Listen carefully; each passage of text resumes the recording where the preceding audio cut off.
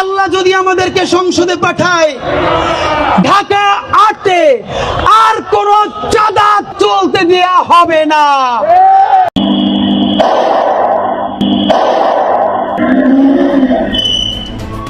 ওসমান হাদিকে প্রাণে শেষ করতে ফয়সাল করিমের গুলিবর্ষণের ঘটনায় ফয়সাল একা নন, জড়িত আছে কমপক্ষে ১৫ জন ঘাতক। এমনকি এই তালিকায় রয়েছেন ফয়সালের বাবা মা থেকে শুরু করে স্ত্রী পর্যন্ত। একটু দেরিতে হলেও গবেষকরা বুঝতে পেরেছেন হাদির ওপর হামলা কোনো বিচ্ছিন্ন ঘটনা ছিল না, বরং এটি ছিল এক মেগা প্রজেক্টের অংশ, যার নেপথ্যে কাজ করেছে কোটি টাকার লেনদেন এবং অন্তত ১৫ জনের এক প্রশিক্ষিত কিলিং স্কোয়াড।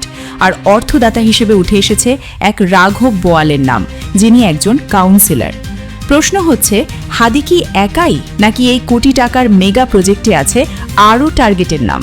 যদি থাকে, তাহলে ভয়ঙ্কর এই মিশনে হিট লিস্টে আছে আর কার কার নাম? এই ঘটনায় অর্থদাতা হিসেবে উঠে এসেছে কার নাম? কোটি টাকার ভাগ উঠেছে কার কার পকেটে? চলুন বিস্তারিত জেনে নেওয়া যাক। ২১শে টেলিভিশন এবং কয়েকটি গোয়েন্দা তথ্য বলছে, হামলার প্ল্যান চলছে ৩ মাস ধরে, আর বাস্তবায়ন হবার চূড়ান্ত নকশা প্রস্তুত করা হয় হামলার আগের রাতেই সাভারের গ্রিন রিসোর্টের ২০৪ নম্বর রুমে। সেখানে শুটার ফয়সালের সঙ্গে ছিল আরেক আন্ডারওয়ার্ল্ডের গডমাদার, অর্থাৎ কথিত বান্ধবী মারিয়া। এই মারিয়া সাধারণ কোনো নারী নন। রাতের নিস্তব্ধতায় ফয়সাল মারিয়াকে শুনিয়েছিল হাড় হিম করা ভবিষ্যৎবাণী। কাল এমন কিছু হবে যা দেখে সারা দেশ কাঁপবে। ১২ই ডিসেম্বর পেরিয়ে যাবার পর সময় যত গড়িয়েছে, ততই এই কোটি টাকার কিলিং মিশনের একের পর এক গোপন তথ্য বেরিয়ে আসতে শুরু করে। এখন জানা যাচ্ছে এই মিশনে কেবল ভাড়াটে খুনিরাই নয়, জড়িয়ে পড়েছে ফয়সালের পুরো পরিবার। হামলা শেষে শুটাররা যখন আগারগাঁওয়ে ফয়সালের বোনের বাসায় পৌঁছায়, তখন ফয়সালের বাবা হুমায়ুন নিজ হাতে মোটরসাইকেলের নাম্বার প্লেট বদলে দেন। মা বোন এমনকি স্ত্রীও সহায়তা করেন অর্থ আর লজিস্টিক দিয়ে। ঘাতকদের পালাতে প্রাইভেট কার ভাড়া করা, সীমান্ত পারাপারের ব্যবস্থা, সবই ছিল ১৫ সদস্যের এই গ্রুপের নখদর্পণে। মানে হাদিকে শেষ করতে যে সুপারি নেওয়া হয়েছে, সেই অর্থ গেছে ফয়সালের বাবা মার পকেটেও। এরপর নরসিংদীর বিলে অস্ত্র ফেলে দেওয়া বা বোনের বাসা থেকে ম্যাগাজিন নিচে ছুঁড়ে ফেলা, সবই ছিল প্রমাণ মুছে ফেলার এক ব্যর্থ প্রচেষ্টা। শুটার ফয়সালের বাসা থেকে উদ্ধার হওয়া কোটি টাকার চেক তদন্তের মোড় সম্পূর্ণ ঘুরিয়ে দিয়েছে। পুলিশের গোয়েন্দা তথ্যে উঠে এসেছে মুহাম্মদপুরের এক সাবেক কাউন্সিলরের নাম, যিনি এই পুরো ঘটনার স্থানীয় মাস্টারমাইন্ড। বলা হচ্ছে ভারত থেকে আসা হুকুম বাস্তবায়ন এবং সমস্ত আর্থিক লেনদেন করেছেন ওই কাউন্সিলর। কিন্তু কে এই কাউন্সিলর? কার স্বার্থে কোটি টাকা বিনিয়োগ করা হয়েছে হাদিকে সরিয়ে দিতে? সম্প্রতি ফাঁস হওয়া শেখ হাসিনার একাধিক অডিও ক্লিপ এবং গোয়েন্দা তথ্যের বিশ্লেষণ এই ঘটনাকে বৃহত্তর রাজনৈতিক ষড়যন্ত্রের সঙ্গে সংযুক্ত করেছে। অডিওতে হাসিনাকে কর্মীদের নিষ্ক্রিয়তা নিয়ে ক্ষোভ প্রকাশ করতে শোনা যায়, যেখানে তিনি আক্ষেপ করেন কর্মীরা কেন মানুষ মারতে পারছে না। অন্য একটি রেকর্ডে এক রহস্যময় ব্যক্তিকে ১১ তারিখ থেকে ঢাকায় বড় অপারেশনের কথা বলতে শোনা যায়, যেখানে স্নাইপার বা দক্ষ শুটার ব্যবহারের ইঙ্গিত ছিল। তদন্ত সংশ্লিষ্টরা জোরালো সন্দেহ করছেন ফয়সালের বাসা থেকে উদ্ধার হওয়া এ বিপুল অর্থ সেই কিলিং মিশনারি ফুয়েল, যা আওয়ামী লীগের শীর্ষ পর্যায়ে থেকে সমন্বয় করা হচ্ছে। এ মামলায় আজ গ্রেফতারকৃত কবির, যিনি আবার স্বেচ্ছাসেবক লীগের নেতা, তার জবানবন্দি এবং উদ্ধারকৃত চেকগুলো সেই সন্দেহের তীর সরাসরি আওয়ামী লীগের পলাতক নেতৃত্বের দিকেই নিয়ে যাচ্ছে।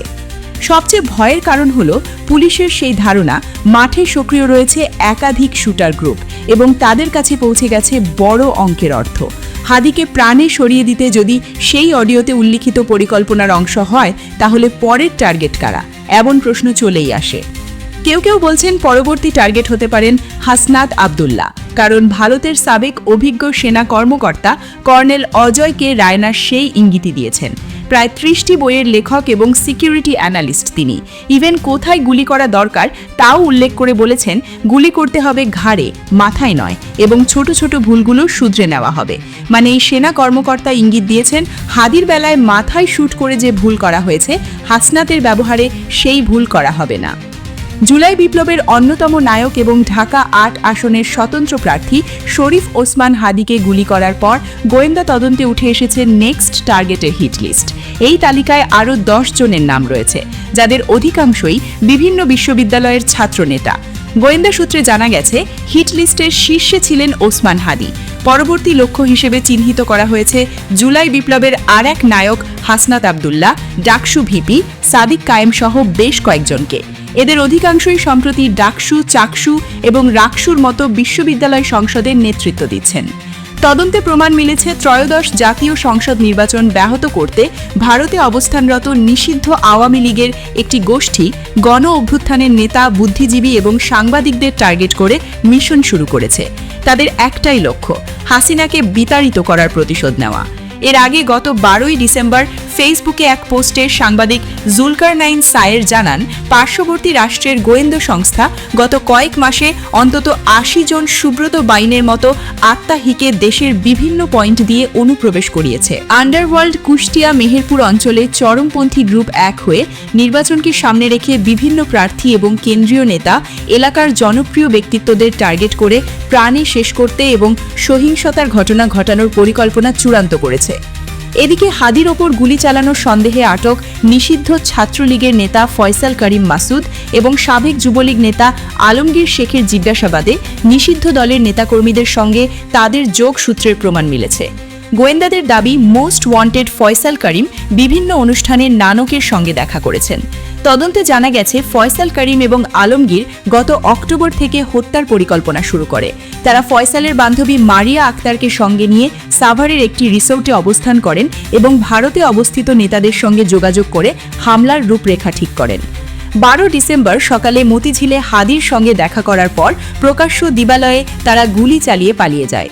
হত্যা চেষ্টার ঘটনায় পল্টন থানায় দায়ের হওয়া মামলায় প্রধান আসামি করা হয়েছে ফয়সাল করিম মাসুদকে।